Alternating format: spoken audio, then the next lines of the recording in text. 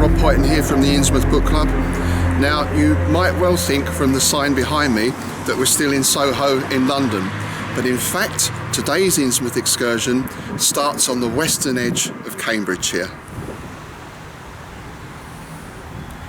So we're starting in the small market town of Kimbolton, which, as I said, is on the western border of Cambridgeshire.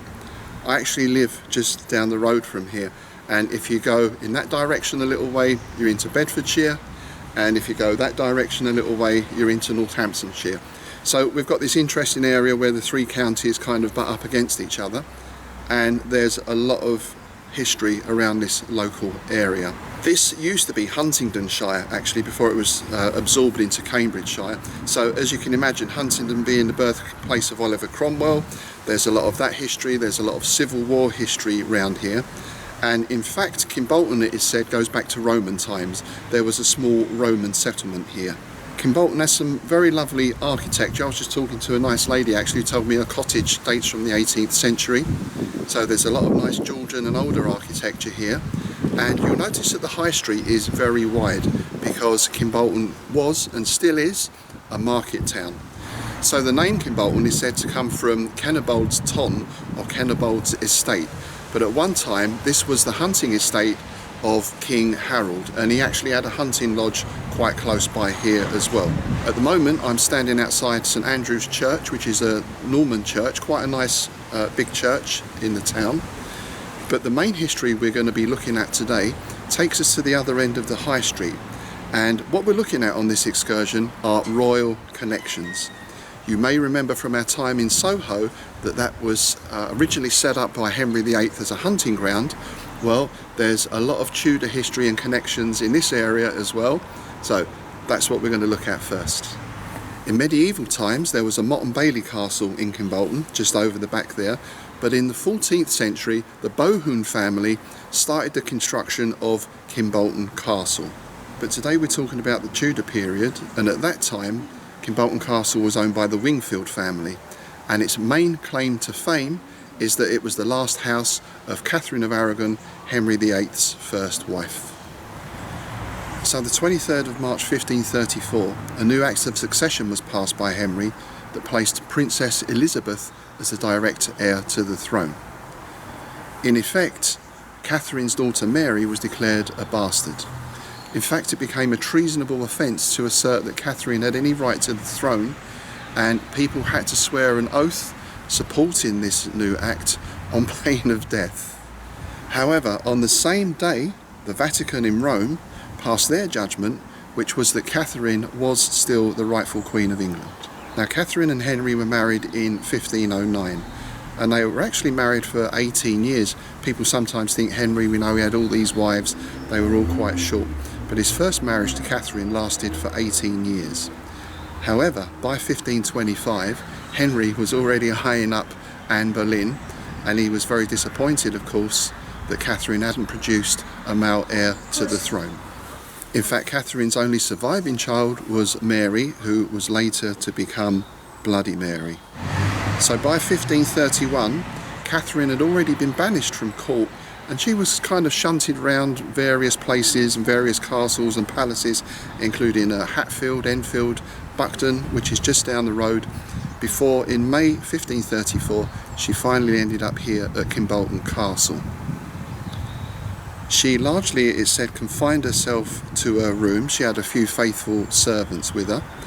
She only really left to attend chapel, and she also had all her meals specially prepared because she was worried that Henry might try and poison her.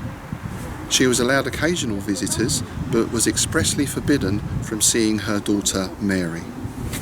Now these days Kimbolton is quite a busy place. There's a lot of traffic goes through here, and we've got the market, the shops and everything else. It's quite a bustling place for a small town. But you have to remember, back at that time we're actually on the edge of the fens here, so there's a lot of marshland and that around this area. In those days this would have been quite an isolated spot. Catherine became ill and she passed away on the 7th of January 1536. It's thought today she died of cancer, though there were rumours at the time that she was actually poisoned. She was buried at Peterborough Cathedral, again not far up the road from here, and there seemed to be a lot of genuine sadness amongst the population at her passing. She was quite a popular queen, or a popular royal person.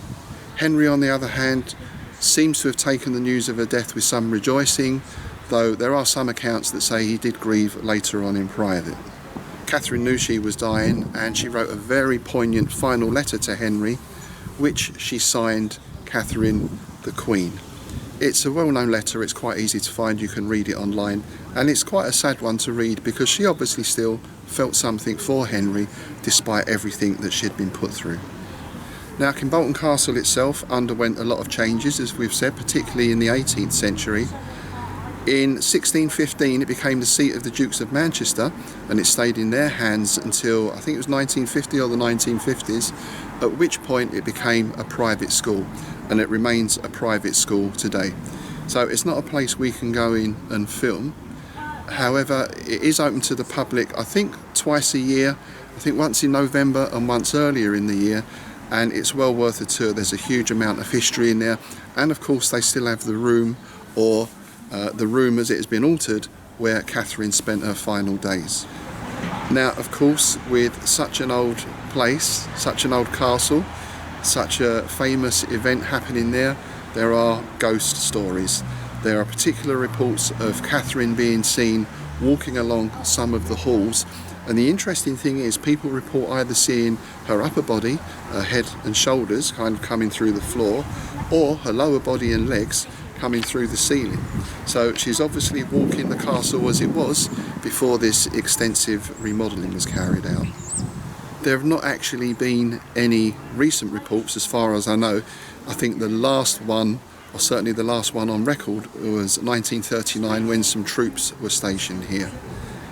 Nowadays, with it being a bustling school, though I don't think the whole building is used as the school, perhaps a lot of noisy school children have scared Catherine away, who knows. I did have a friend who attended the school here, and he said most of the time, or most of the building was okay, but there was one particular part that everyone was scared to go in, which was sort of down some steps, a sort of sub-basement, where they've still got part of the Tudor wall there, they're still part of the Tudor building. And he said everyone found that section of the building particularly creepy. Now, there is another ghost story attached to Kimbolton Castle as well, and that concerns a Sir John Popham, who lived here around 1600. He had quite an interesting life. It is said in his early days he was actually a cutpurse and a highwayman, but he took up law, he studied law, and he ended up becoming Lord Chief Justice, and he was actually the presiding judge at the trials of Guy Fawkes, Sir Walter Raleigh and Mary Queen of Scots. We'll be talking a little bit more about her later on.